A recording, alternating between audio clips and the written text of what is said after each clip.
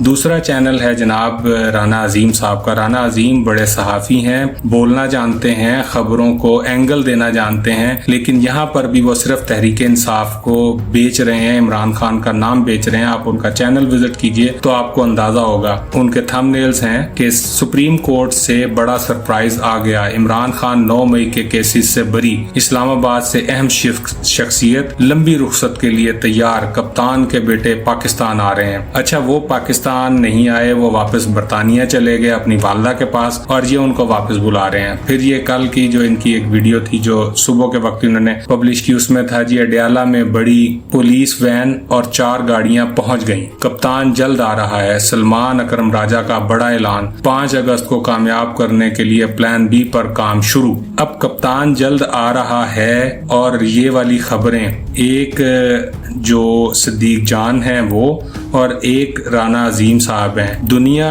ادھر سے ادھر ہو گئی، لیکن یہ لوگ اپنی ان خبروں سے پیچھے نہیں ہٹے۔ انہوں نے عوام کو اسی ٹرک کی بتی کے پیچھے لگا کے رکھا ہوا ہے۔ اگر آپ ان کے چینل کا وزٹ کریں تو نظر آئے گا اعلیٰ عدالت سے عمران خان کے لیے اچھی خبر، ابھی تک تو کوئی خبر نہیں آئی ہے، یہ ایک دن پہلے کا تھم نیل ہے۔ چودھری نثار پھر متحرک، ملاقات نے ہلچل مچا دی۔ یہ کہاں ہلچل ہوئی ہے آپ نے خود اندازہ کرنا ہے۔ امریکہ سے کپتان کے حق میں بڑی آواز، کون سی آواز آئی ہے؟